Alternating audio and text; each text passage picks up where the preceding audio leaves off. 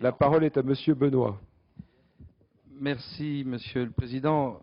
Monsieur le Président du Directoire, donc vous ne serez pas étonné que mon propos ne se traduit pas du tout et n'est pas du tout dans la prolongation, la continuité de l'orateur précédent, puisqu'en tant que centriste, j'ai été très intéressé par l'ensemble de votre intervention. C'est vrai qu'en 24 minutes et quelques secondes, vous avez brossé une vision assez exhaustive, je dirais, de la stratégie de votre groupe. Cependant, donc, c'est vrai que nous sommes tous intéressés par l'industrie automobile parce que c'est, je dirais, véritablement ce qu'il y a le fleuron de l'industrie en France et de l'histoire industrielle en France. Il faudrait aussi sans doute rappeler que 2 millions d'emplois sont concernés par l'industrie automobile.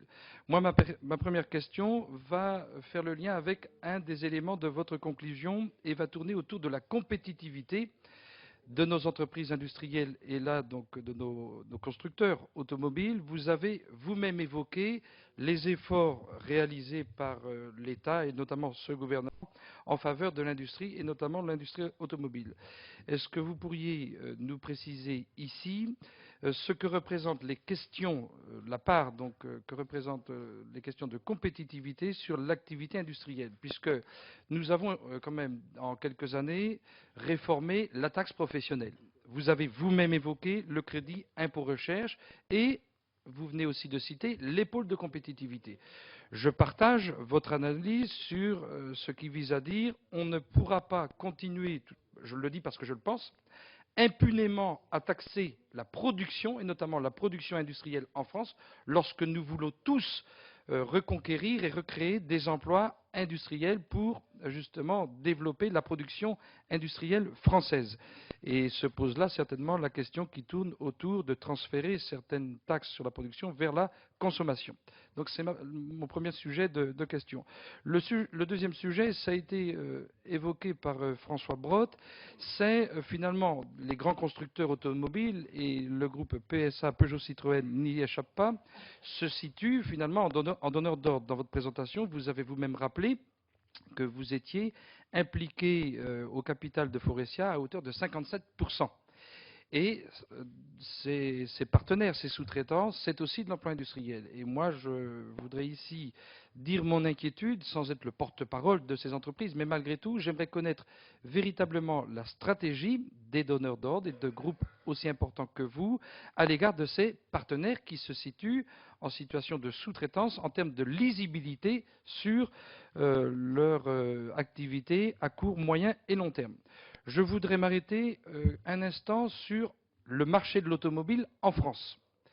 Plusieurs gouvernements, les gouvernements Juppé et le gouvernement Fillon, ont voulu soutenir le marché de l'automobile en France en créant ce qu'on appelait la prime à la casse.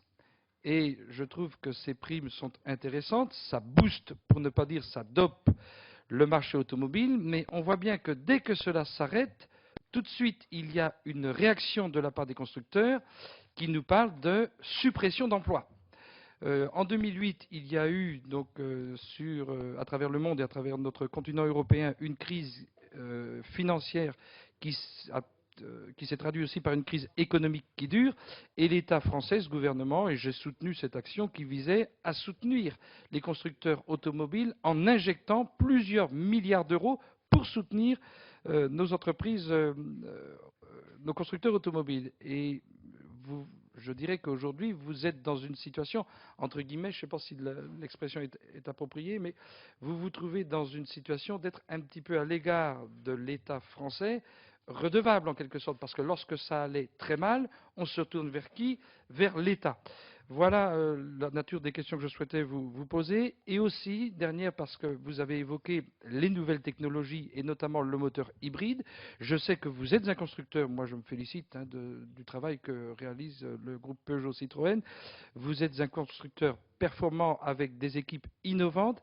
Cependant, je trouve que sur le marché du moteur hybride, eh bien, vous n'apparaissez pas forcément comme celui qui est le plus en pointe. Si on disait aux Français de citer une marque de moteur hybride très en pointe et très démocratisée, je ne suis pas certain que c'est le nom de Peugeot Citroën qui sortirait en France et à travers le territoire européen. Je vous remercie.